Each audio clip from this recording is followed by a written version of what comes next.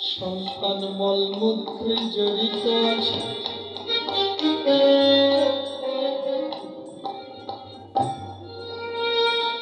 সন্তান যদি মলমূত্রে জড়িত থাকে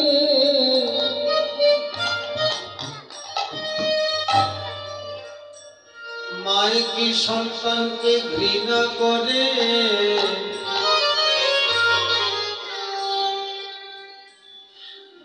মায়ের সন্তানের মলমূত্র পরিষ্কার করে,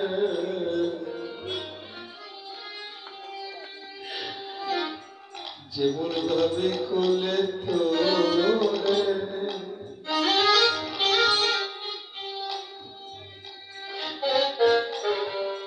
এমনি ভাবে আমাদের গৌর হরিও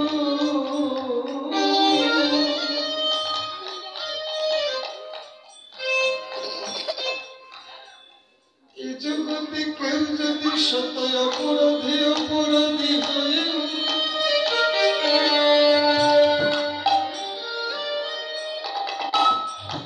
একবার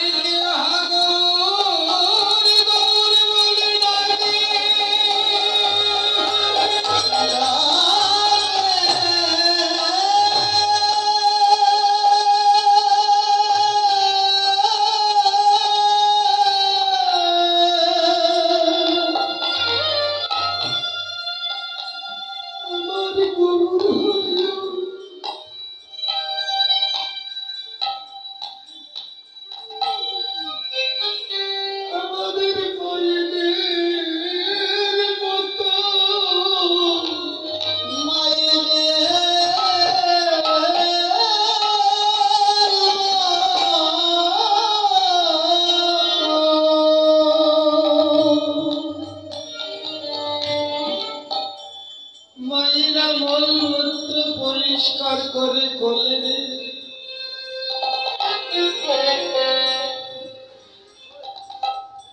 আর গৌর গৌর বলে যে চোখের জলে ভাসে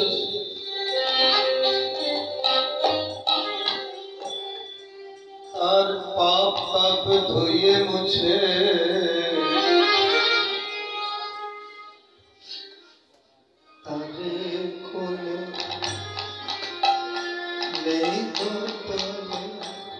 তারে কোলে নেব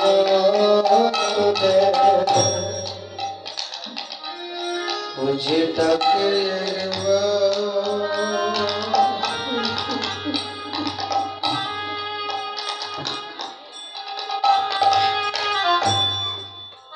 যে ডাকে একবার গৌর বলে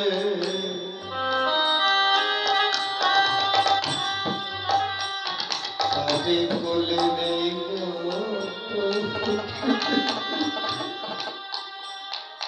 যে ডাকে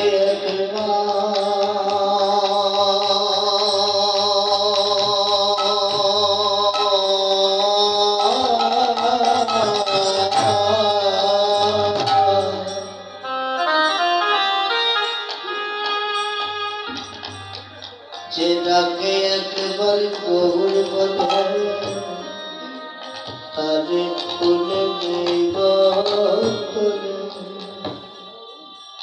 একবার গৌর বলে দেখো একবার গৌর বলে দেখে দেখো তোমায়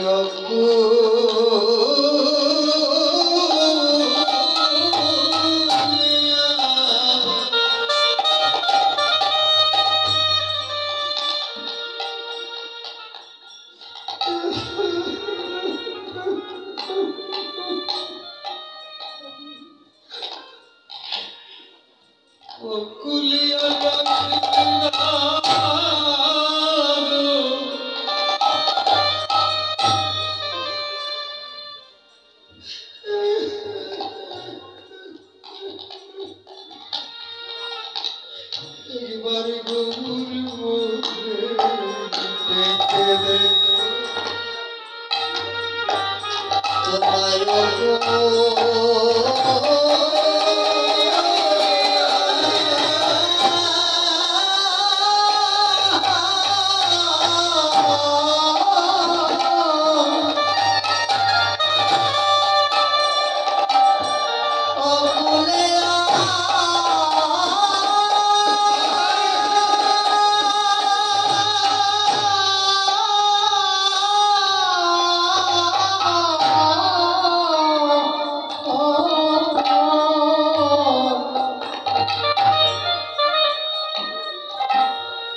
খেবে না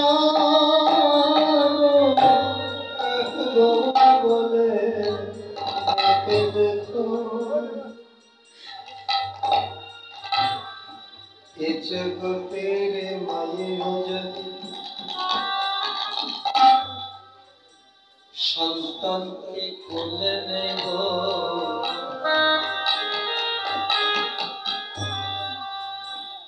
কিছুক্ষণ পর আবার তারে নামিয়ে দেব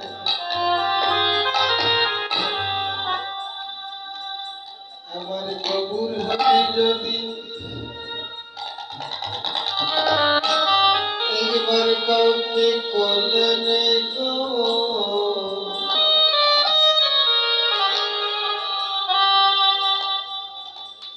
তার জীবনে আর নামতে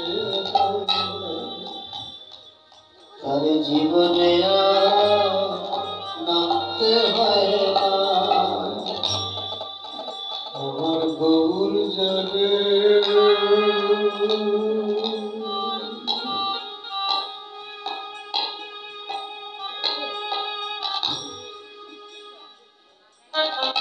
আমার গৌর জলে কোলে করে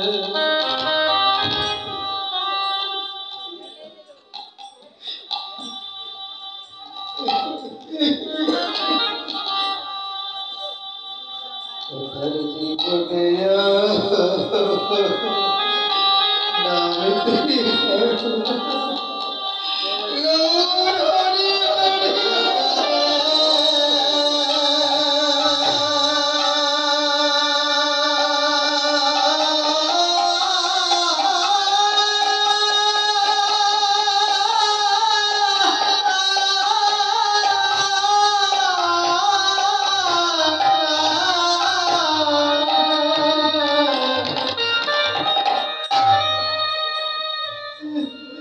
গৌর গারে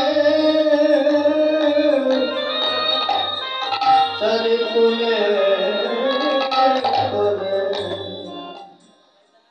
তার জীবনে আর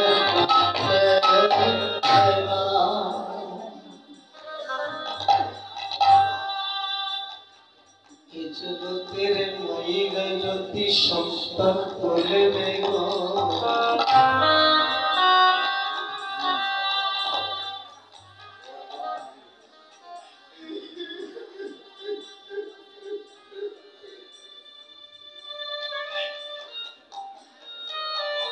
সন্তানকে কোলে নিয়ে খাইতে দে তাদের বক্ষ সুধা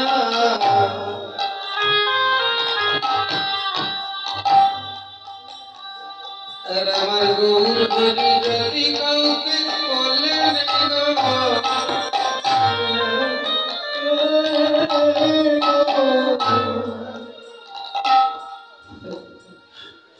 তাদের খাওয়াইয়ে দেয়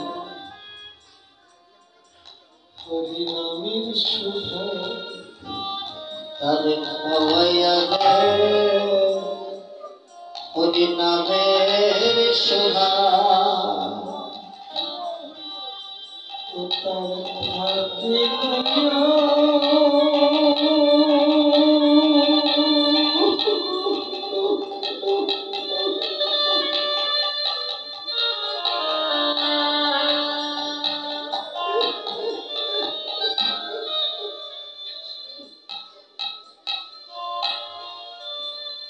থাকে না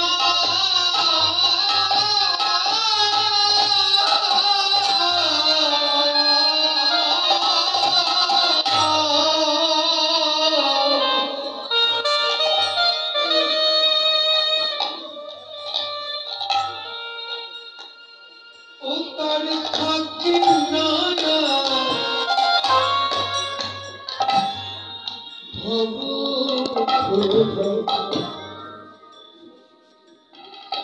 খাওয়াইয়ে দে হরিনামের সুধা ও তার থাকে গায়া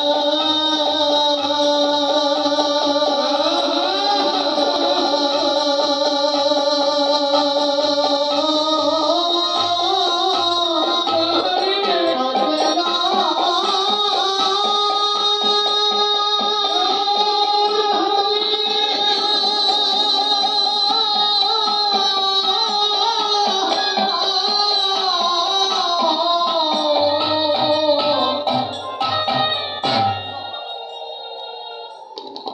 के नयन भवतुदा नमोत भवय के नयन भवतुदा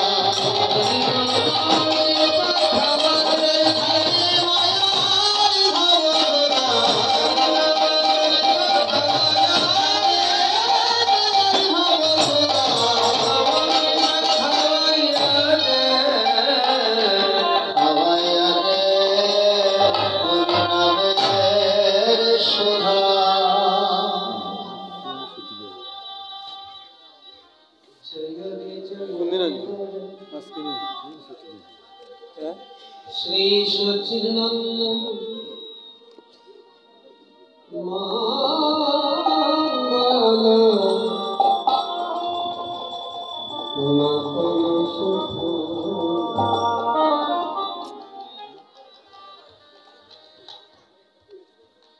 महाप्रभु के काछे गौर प्रिय भक्तगण गौर गुण कीर्तन करितेছে এই শ্রীবাসনারে যারা কীর্তন করতেন তারা কারাগার আস্তে আস্তে শ্রীবাসনারে যারা কীর্তনিয়া ছিল তারা কারা মহাপ্রভু যাদের কীর্তনে আনন্দ পেতে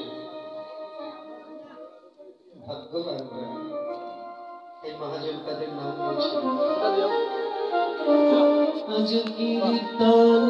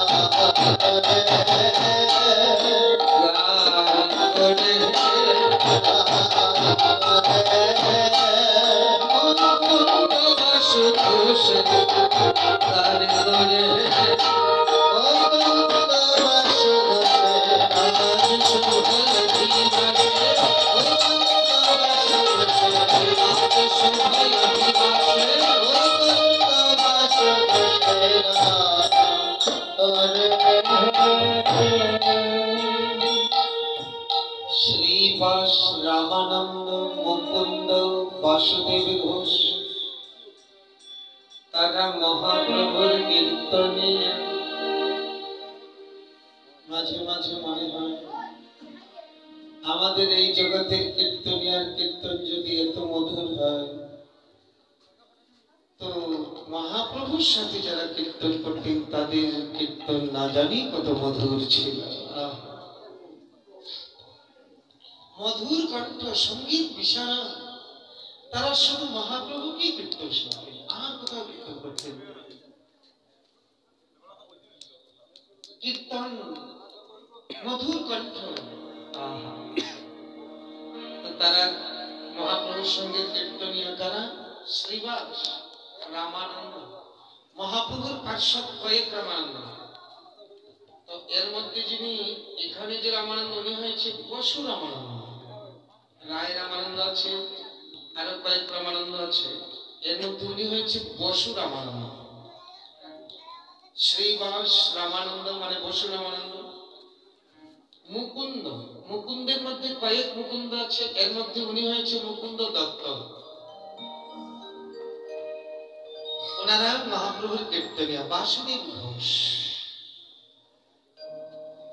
তো এই মহাপ্রভুর সঙ্গে কীর্তনিয়া যারা, তারা মহাপ্রভুর বড় অন্তরঙ্গ। কেউ গাইছে, কেউ বাজাচ্ছে। কে কি বাজাচ্ছে, কি কি বাজিতেছে? শুধু গান হলে তো কীর্তন হবে না, সাথে ত্রাং ত্রাং তুমি তুমি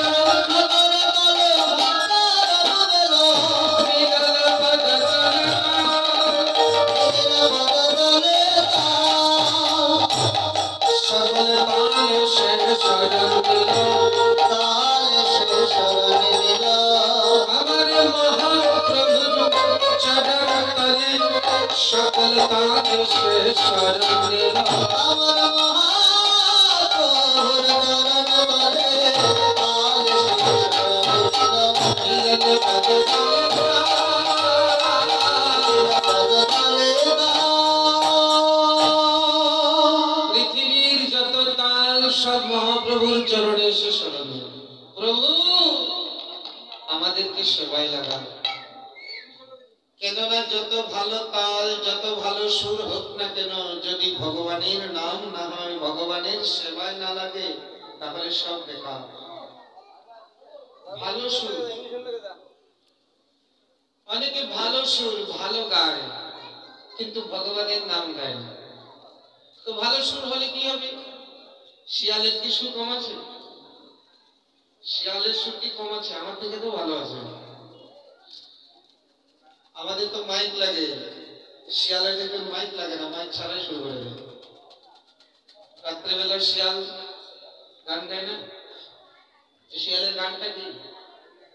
ওই হুক্কা হুয়া, अरे भैया क्या हुआ? हुक्का हुआ। क्या हुआ? जिंदगी बीत गया लेकिन कुछ नहीं हुआ, कोई हुक्का हुआ। तो भगवाনের সেবায় যদি লাগে না, যত ভালো যত কিছু হোক না কেন, ওই হুক্কা হুয়া।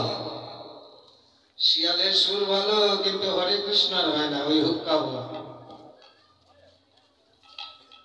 যত কিছু যত ভালো থাকুক না কেন, ভগবানের সেবায় লাগতে হবে। যত সুন্দর বদন থাকুক না কেন, চেহারাটা যতই সুন্দর হোক না কেন, যদি জিহ্বায় হরিনাম উচ্চারণ না হয়, তাহলে বেগের জিহ্বার সেবা। যত সুন্দর কেশ থাকুক না কেন, কেশ বিন্যাস মস্তক থাকুক না কেন, যদি ভগবানের চরণে প্রণাম না করে, তাহলে উঠের মস্তক। যত সুন্দর হাত থাকুক না কেন, সোনা গয়না হীরা মুক্তা আংটি লাগানো থাকুক না কেন, যদি ভগবানের সেবা না করে, তাহলে মৃতের হাত, মরা মানুষের হাত, অশুদ্ধ। যত সুন্দর কর্ণ থাকুক না কেন, সোনা গয়না লাগানো থাকুক না কেন, যদি ভগবানের নাম শ্রবণ না করে, বলে কানা করি ছিদ্র সব বেকার। তাই সমস্ত তাল এসে মহাপ্রভুর চরণে শরণ নেবে। কেউ গাইছে, কেউ বাজাচ্ছে, তবে সবাই তো গাইতে বাজাতে পারে না। এই গান বাজনাটা অনেক জন্মের সাধনা, অনেক ইচ্ছা করে পারে না। আবার কেউ কেউ ছোটবেলা থেকে শুরু করে না জানি কোন ভাগ্যের ফলে ওই সাগরের মধ্যে এক ফোঁটার মতো আর কি, এক ফোঁটাও না, সাগরের মধ্যে এক ফোঁটা আর এক ফোঁটার আবার কণা, ওই সেরকম বললেও হয়। সঙ্গীত তো কিছুই জানি না। ওই ফোঁটা ছিটে ছিটে ফোঁটা কণা, তাতেই কত মান কত সম্মান। আর যদি সত্যি সত্যি শিখতে পারতাম, আসলে মান সম্মান বা যশের জন্য সঙ্গীত নয়, সঙ্গীত যে মনের যে একটা খোরাক, এবং সঙ্গীতে যত তাড়াতাড়ি ভগবান প্রসন্ন হয়, অনেক তপস্যাতে ভগবান এত তাড়াতাড়ি প্রসন্ন হয়।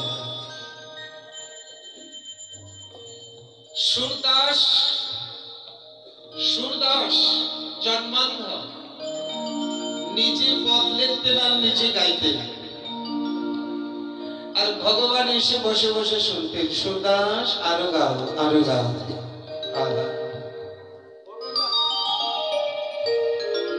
এই দেখুন মহাপ্রভুর সাথে যারা কীর্তনীয়, তাদেরকে মহাপ্রভু কত আদর করেন। তবে এই কীর্তন করার সুযোগ কারা পায়? শাস্ত্র বলছে অনেক জন্মের অনেক তপস্যা থাকলে তবে এই জন্মে তারা কীর্তন করার সুযোগ পায়। শাস্ত্র বলছে কি ভাগবতী, তব কথামৃতম তপ্ত জীবনাস্তি কবিভিধিতম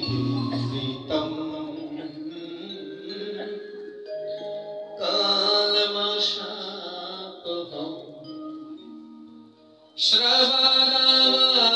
শ্রবণামঙ্গলম শ্রীমদাততম ভুবি গৃহন্তি তে ভূরিনা জনাঃ। শ্লোক মনে হয় যে শুধু শ্লোকগুলো বলতেই থাকে। যে সকল ব্যক্তি বহু জন্মে বহু পুণ্য সঞ্চয় করে এই পৃথিবীতে জন্ম নিয়েছে, তারা কৃষ্ণ কথা কীর্তন দ্বারা জগতের মঙ্গল সাধনা করে। আর সবার দ্বারা হয় না। তাই আমরা যারা একটু গান বাজনা জানি, আমরা যেন অহংকার করি না, কেননা ছিটে ফোঁটাও এখনো পাই না। কেউ গাইছে কেউ বাজাচ্ছে, যারা গান বাজনা জানে না তারা কি কেন করছে? তাদের দায়িত্ব আরো বেশি। তারা কি করছে? কোদে গোড়ায় সুগন্ধি কোদে গোড়ায় সুগন্ধি সুন্দর কোদে মালতী রমা কোদে মালতী রমা প্রীতি ফুল সাদে মরম ভেলা প্রীতি ফুল সাদে মরম ভেলা ভাবে সহচরী ভাব ভাবে সহচরী ভাব আপন মন সভাগ ডাকিল রে আপন সভাগ ডাকিল এই সভাগ জগর প্রতি রে আপন মন সভাগ ডাকিল সভাগ জগর রে আপন সভাগ ডাকিল যার যেমন স্বভাব তেমনি দেখে যার যেমন স্বভাব তেমনি দেখে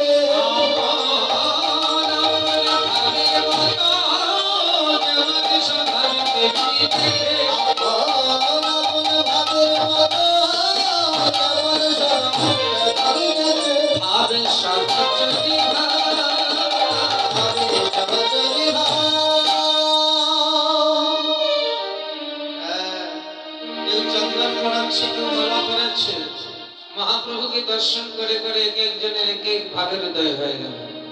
কার কেমন ভাব? সবাই তো আর এক ভাবের ভক্ত না। কেউ রাম ভক্ত, কেউ শ্যাম ভক্ত, তো সেবাসনে যারা ছিল এর মধ্যে কেউ রাম ভক্ত ছিল, যারা রাম ভক্ত তারা মহাপ্রভুর মধ্যে রামকে দর্শন করছে আর বলছে कोई कहत गौर जानकी वल्लभ, कोई कहत गौर जानकी वल्लभ, जानकी जानकी जानकी जानकी जानकी जानकी श्री जानकी वल्लभ राम जानकी जानकी राजी को कहते बोले वही त्रेता युगे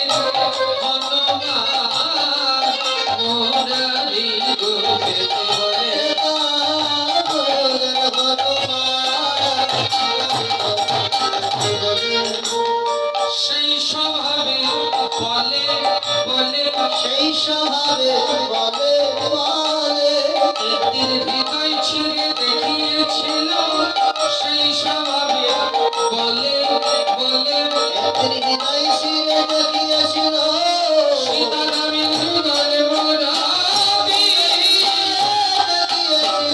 সীতারামের যুগল সীতারামের যুগল মোরা সেই স্বভাবে বলে বলে ত্রেতা যুগের হনুমান, কলি যুগে মুরারি গুপ্ত। এখন হনুমানের স্বভাব কি? হনুমানের স্বভাব রাম ছাড়া কিছু জানে না, যেদিকে তাকায় সেদিকে রাম, সবার মধ্যে রাম, মহাপ্রভুর মধ্যে রাম দর্শন করছে। কেননা হনুমানের স্বভাবটাই এটা, যেদিকে তাকায় সেদিকে রাম। সিয়া রাম সব জগ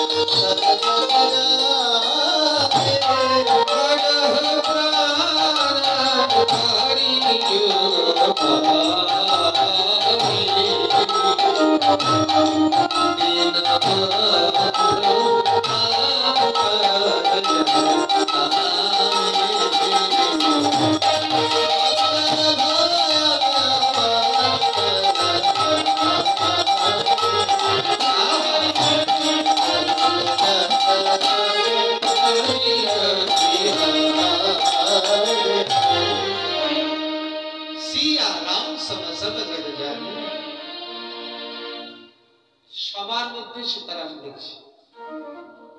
আসলে ভগবান ছাড়া কেউ নাই তো, সবার মধ্যেই ভগবান, সবার মধ্যে ভগবান। এটা দেখে কি যারা উচ্চ কোটির ভক্ত তারা দেখছে, হনুমান দেখছে সবার মধ্যে ভগবান। যারা ভক্ত তারা দেখে সবার মধ্যে ভগবান, আর দুষ্ট লোক দেখে ভগবানের মধ্যে শয়তান।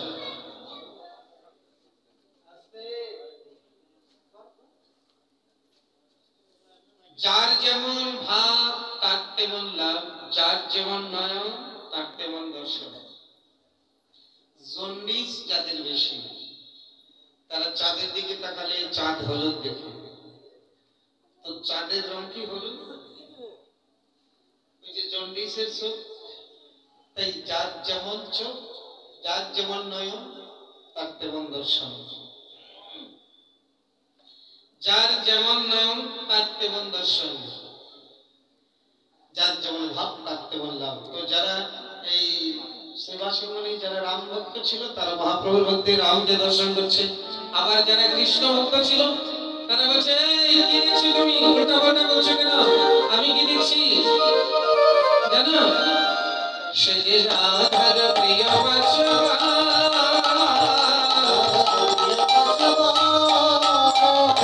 আজ তো রাম গো নাই গো রাম, সে যে বৃন্দাবনে সাক্ষাৎ ভঙ্গ আজ গো রাম গো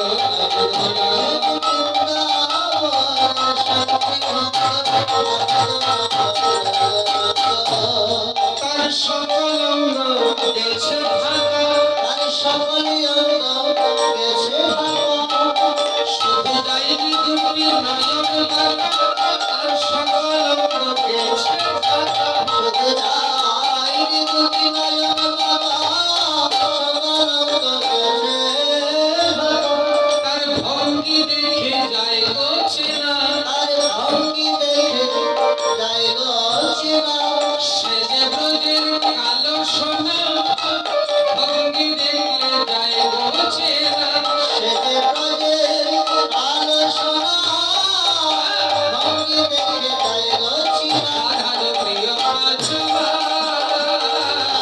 প্রিয় বাজবা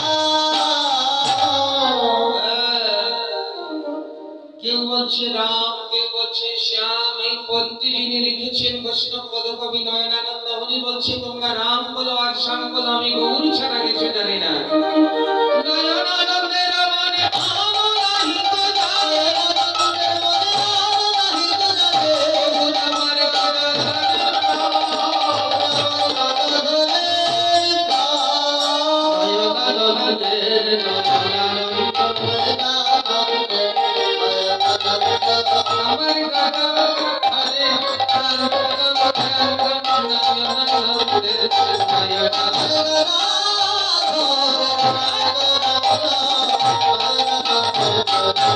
গৌর আমার গদাধরে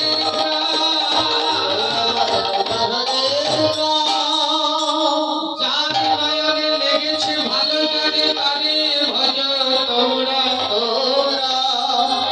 আর আমার নয়নে লেগেছে ভালো সচির নন্দন গোরা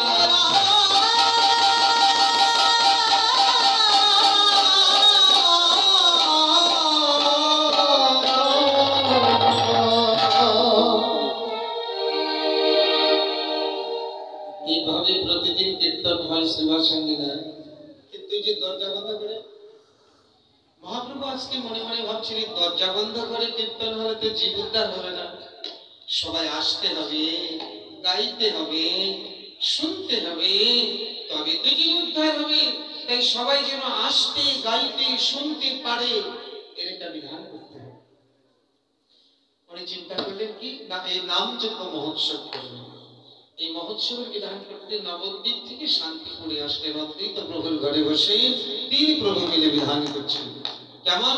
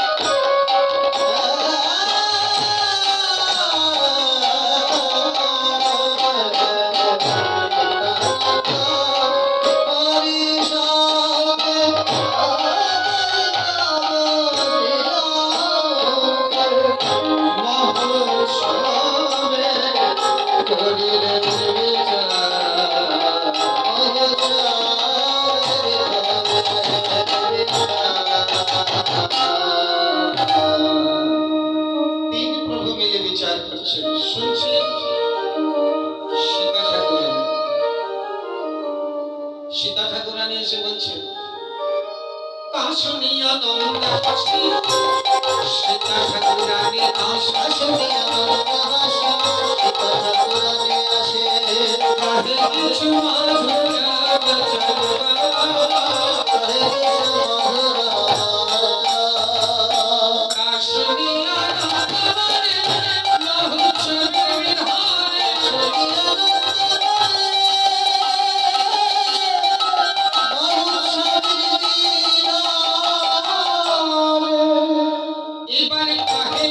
श्री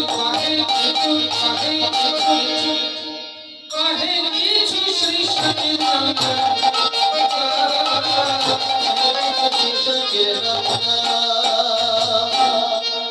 सोना ठाकुर ने सीता कृष्ण बया दिया आमंत्रण करे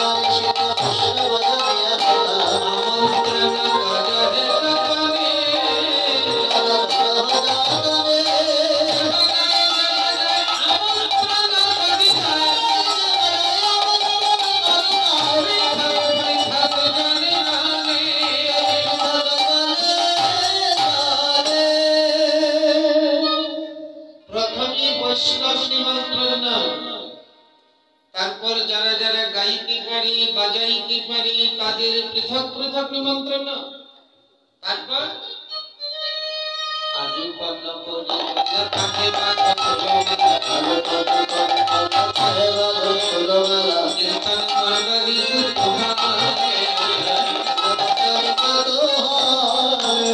মাইরা চন্দন চুয়া ঘিত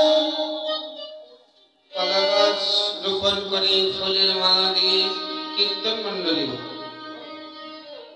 মাল্য চন্দন চুয়া ঘৃত মধু দধি দিয়া খোল মঙ্গল সন্ধ্যাকাল এই অধিবাসের আরেক নাম খোল মঙ্গল আমরা রাধাকুণ্ডে বেলা 4টা থেকে শুরু করি অধিবাস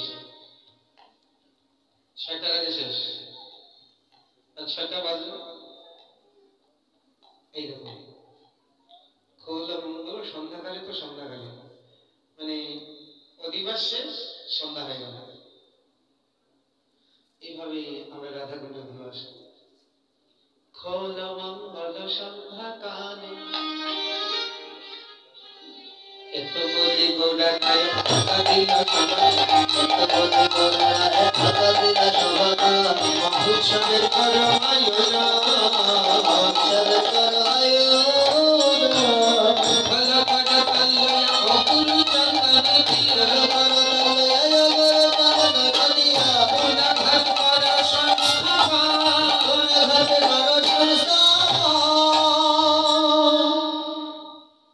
সাধারণ বিধান বেশি কিছু নয় ফুলের মালা চন্দন আর ঘট স্থাপন এই তো বেশি কিছু নেই একেবারে সংক্ষিপ্ত মহাপ্রভুর বিধান শুনে সীতা ঠাকুরানী বড় আনন্দিত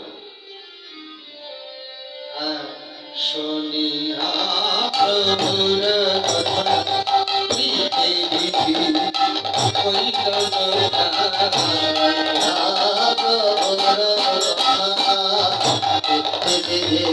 কইল নানায়ুপ আগবন্ধবাস শুভয়াধিবাস নানায়ুপ আগবন্ধবাস শুভয়াধিবাস চৌদিকে বৈষ্ণবগণ হরি বল হর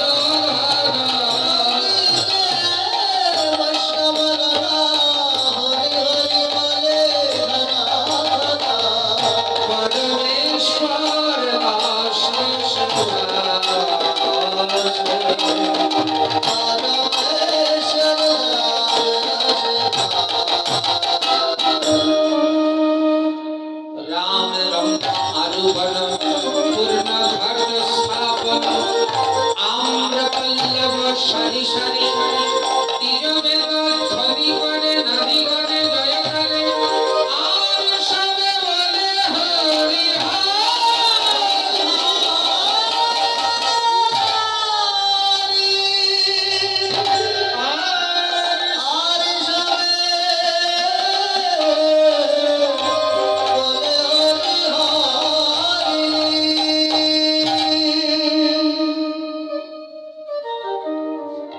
আমাদের জন্ম থেকে মৃত্যু পর্যন্ত যত অনুষ্ঠান হয় প্রথমেই পুরোহিত নিমন্ত্রণ নাকি কিন্তু কীর্তনের বেলা প্রথমেই বৈষ্ণব নিমন্ত্রণ। তো ব্রাহ্মণগণ রাগ করবে না যে সারা জীবন আমাদের ছাড়া কোনো কাজ হয় না, আগে কীর্তনের বেলা আমরা কাজে লাগি না? হ্যাঁ, রাগ করারই তো কথা। বলছেন না, রাগ করবেন না। ব্রাহ্মণ বর্ণ শ্রেষ্ঠ পূজ্য প্রণম্য, তাদেরকে বাদ দিয়ে হবে কি করে? এই দেখুন, দ্বিজ বেদ ধ্বনি করে। দ্বিজ মানে ব্রাহ্মণ, ব্রাহ্মণগণ বেদের ধ্বনি করছে। ব্রাহ্মণগণ কোন অনুষ্ঠানে গেলেই তারা স্বস্তি বাচন করে না? স্বস্তি বাচন ছাড়া কোন অনুষ্ঠান হয় না। কিরকম করে? ওম স্বস্তি নয়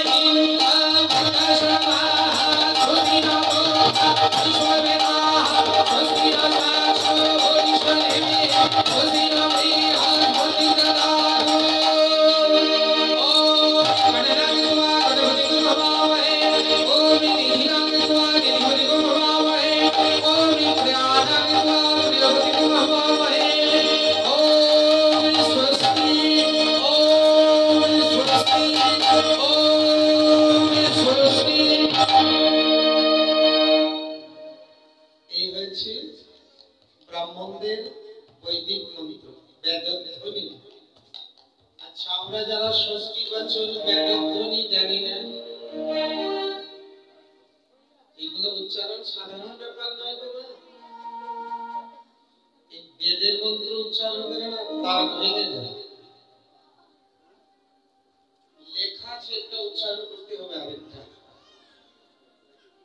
হ্যাঁ, এত কঠিন। মানে যাদের দাঁত একটু কমজোরি হয়ে গেছে তারা পায়ে গেল, উচ্চারণই হবে না। এত কঠিন উচ্চারণ।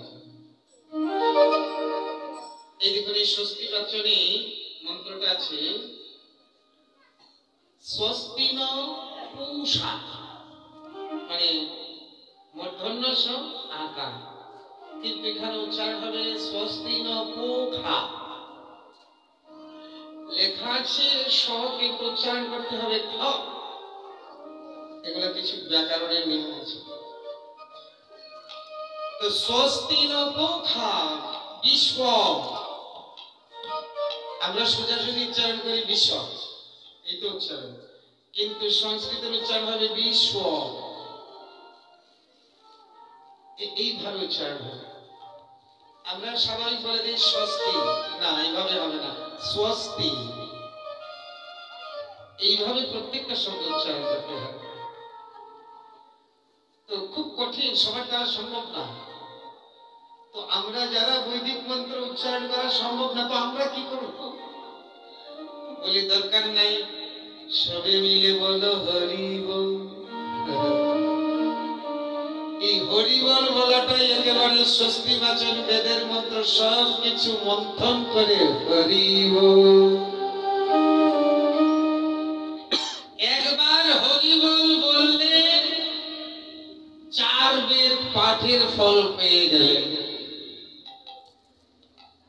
জীবনে কেউ 1 বেদ পাঠ করতে পারে? 4টা বেদ আমাদের। তো একবার যদি হরি বল বলা হয়ে গেল, তো 4 বেদ পাঠ করার যে ফল আপনি পেয়ে গেলেন।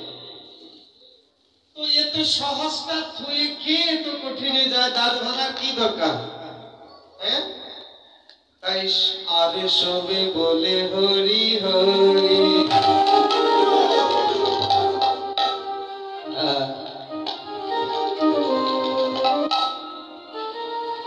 বলকের এই রস সকলি হইলা বস, আরো হইলা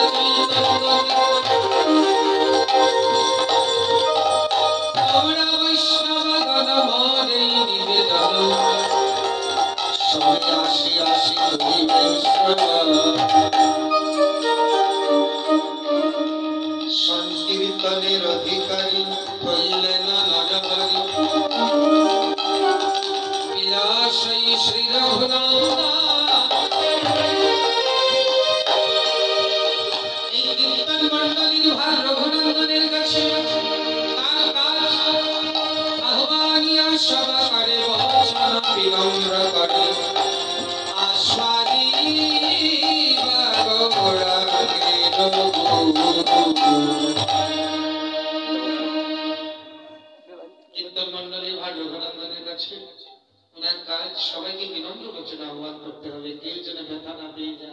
সবাই যেন সন্তুষ্টি থাকে, প্রসন্ন থাকে। যদি কারো কাছে অপরাধ হয়ে যায় তাহলে নাম জপে কিন্তু অপরাধ খণ্ডন হবে না।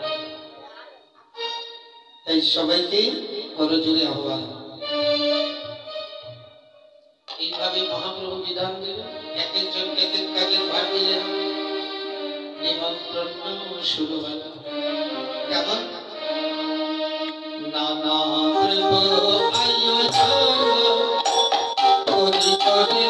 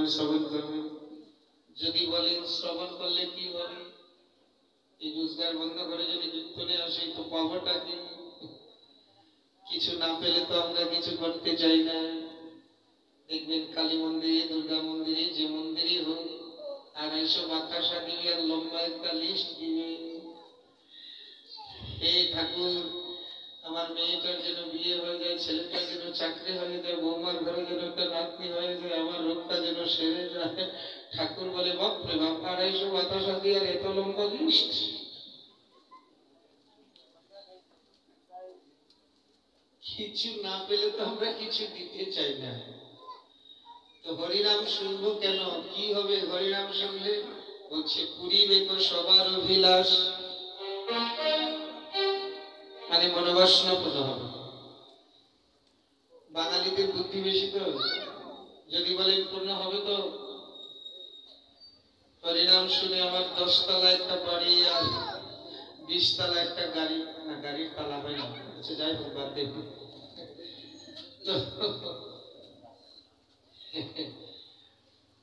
তো 10 তলা একটা বাড়ি হোক, দেখি পূর্ণ হয় কি। বাঙালি বুদ্ধি না, বুদ্ধিটা ওইদিকে চলে গেছি। নবদ্বীপে এক অন্ধ, এখন অন্ধ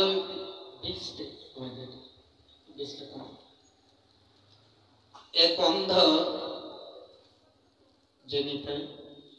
অন্ধ চোখে দেখে না বেচারি, ভাবছে আমার জীবনটা তেমনি শেষ, তার জীবন রেখে কি লাভ।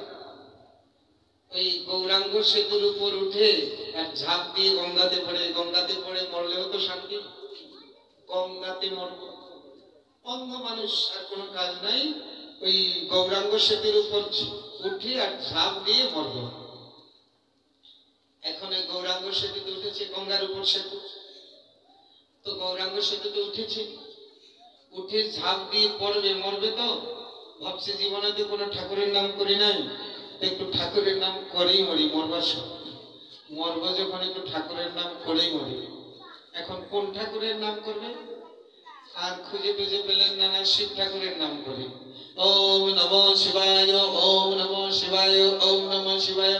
এখন শিবায় শিবায় শিব বাবার নাম নিতে নিতে যখন এই ঝাঁপ দিতে গেছে, শিব বাবা দেখছে বেটা সারা জীবন কারো নাম করলি না, আর এখন মরবার সময় আমার নামে কলঙ্ক লাগিয়ে যাচ্ছে। যখন ওই গঙ্গার মধ্যে ঝাঁপ দিবে, শিব বাবা এসে বলছে চমকে গেছে, কে তুমি? বলে আমি শিব ঠাকুর। এটা সারা জীবন কারো নাম করলেন না, এখন মরবার সময় আমার নামে কলঙ্ক লাগিয়ে যাচ্ছিস, বল কি চাস, কেন মরবি তুই? যা চাইবি একবারে চাইবি, দুইবার। এখন অন্ধ ব্যক্তি মনে মনে বুদ্ধি পাকাচ্ছে, যদি চোখ চাই তাহলে ধন নাই, যদি ধন চাই তাহলে চোখ নাই, একবারে বেশি আবার চাইতে পারবো না, একবারই এমন কিছু চাইবো যে একবারই সব চাওয়া হয়ে যায়। বুদ্ধি পাকাচ্ছে, একবারে কি চাই তো। আর ধন চাইলাম, চোখও চাইলাম, যদি বিয়েটা না হয়। বুদ্ধি পাকাতে পাকাতে বলছে, হে শিব ঠাকুর, যতদূর দেখা যায় ততদূর যেন আমার হয়, আর সোনার থালায় যেন নাতি নাতি ভাত খেতে পারে। দেখুন চাওয়াটা বলছেন, আমার চোখটা তো বলছে যতদূর দেখা যায় ততদূর যেন আমার হয়, এর মধ্যে চোখ আর ধন চাওয়া হয়ে গেছে। মানে দেখা, যদি চোখ না থাকে তাহলে দেখা যাবে কি করে? তো যতদূর দেখা যায় ততদূর যেন আমার হয়, আর সোনার থালায় যেন নাতি নাতনি ভাত খেতে পারে। আলাদা করে আর চাইলেন না যে আমার বিয়েটা যেন হয়, কেননা বিয়ে হওয়ার পরে তো নাতি নাতনি হবে, মানে ওই নাতি নাতনির ভিতরে অপশন।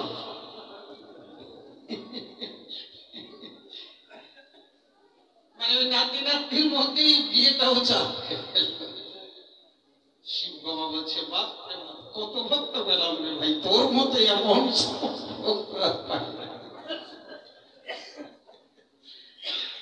তো বাঙালির বুদ্ধি খুব বেশি জানে।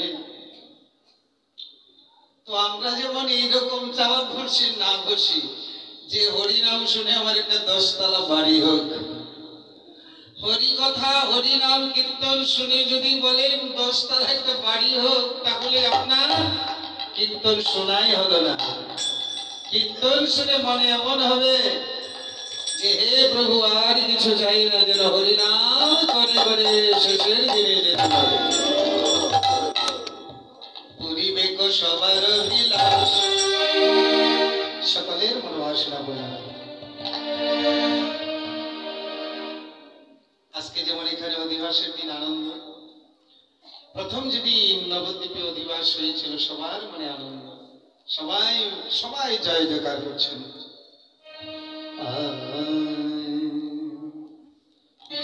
जय नवती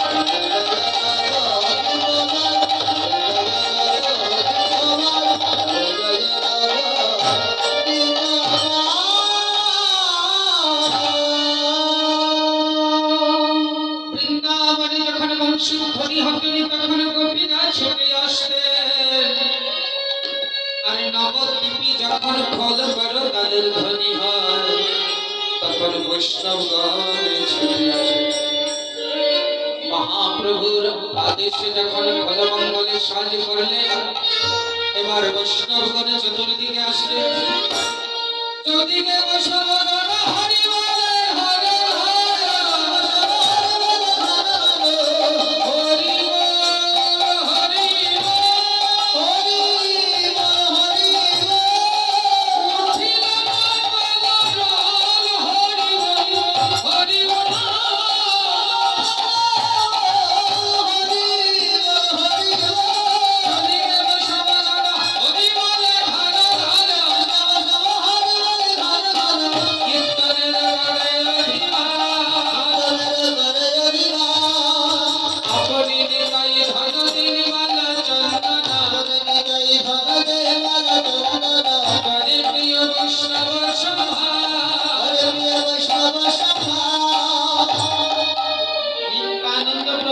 वैष्णव संभाषण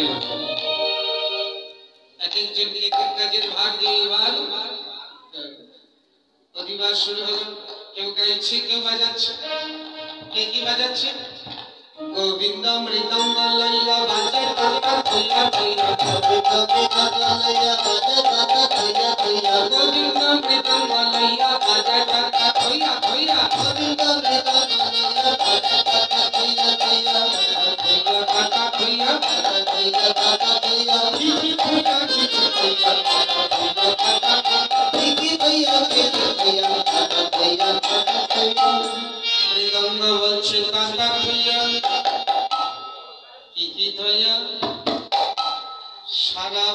রোজগার করেছেন পকেট ভরেছেন আগামীকাল সব কামনা বাসনায়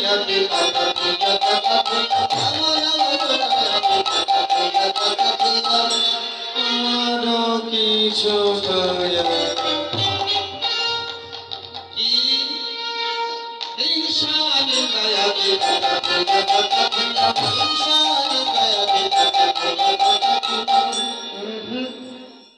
তো তুই আসা সম্ভব চলেন আমরা যেখানে যাই হিংসা নিন্দা তোমাদের সাথেই যাবে তুই আসতে পারিস বলছি তুই যদি না আসতে পারিস তো নিয়ে হলো কোন রকমে এসে বসে যাবে বসলে কি হবে বলছি ঠিক মতো কীর্তন শুনবেন কীর্তন শুনতে শুনতে হঠাৎ দেখবেন যার সাথে আপনার হিংসা ছিল সে আপনার পাশেই বসে আপনার খেয়ালই না তবু যদি না আসে তাহলে কিন্তু ছাড়াছাড়ি না তো ছাড়াছাড়ি নেই মানে মারামারি করবে না মারামারি করবে না কিন্তু ছাড়বো না তো কি করবে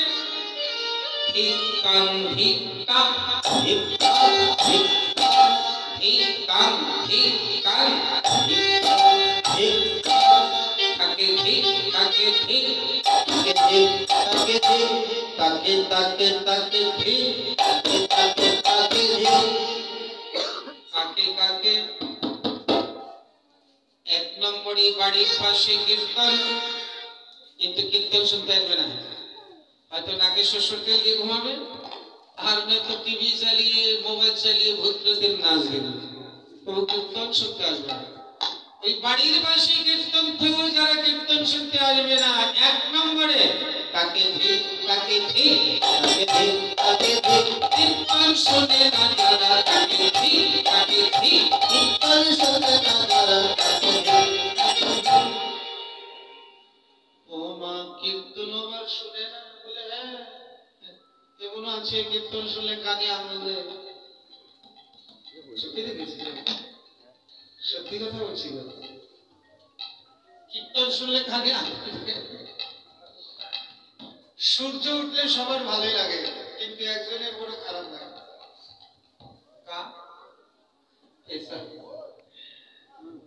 সারা রাত খুব ধাপাধাপি করে যখনই সূর্য উঠে না সূর্যের দিকে তাকায় আর মনের সাথে গালি দিয়ে এতক্ষণ তো ভালোই ছিলাম এই আপদটা এখানে কোথা থেকে আসলো আই তুই যতক্ষণ থাকবি তোর মুখ দেখো না সূর্যকে আর এই কথা বলে গাছের ভিতরে ঢুকে পড়ে সারাদিন আর পেছনে দেখবে তো সূর্য উঠলে সবার ভালো লাগে কিন্তু পেছার বড় ঝালাপালা হয় তেমনি হরিনাম সবার ভালো লাগে না কানে কানে ঝালাপালা হয় তাই মৃদঙ্গ বলছে তাকে ধিক তাকে ধিক তাকে ধিক শুনে না তাকে ধিক তাকে ধিক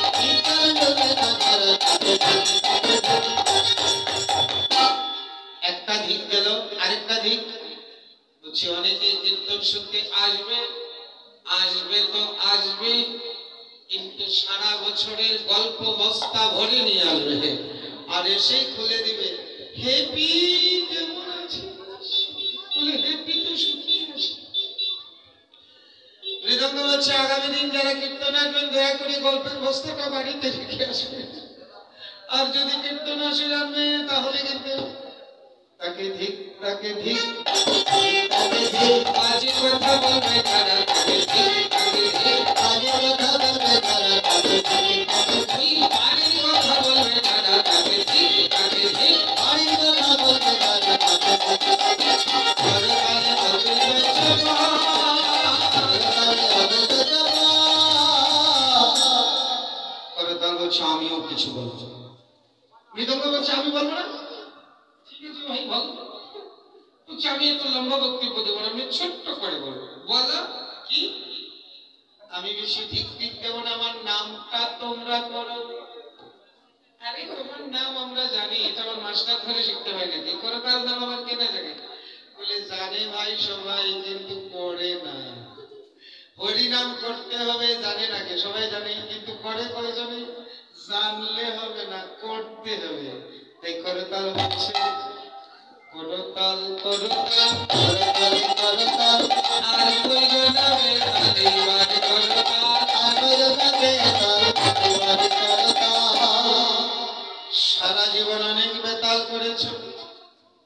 বেতাল মানে দেখবেন কালী পূজা হলে দুর্গা পূজা হলে মায়ের সামনে বেতাল হয়ে ভূতের মতন আছে। এটাই কি আমাদের হিন্দু ধর্মের নিয়ম যে মায়ের সামনে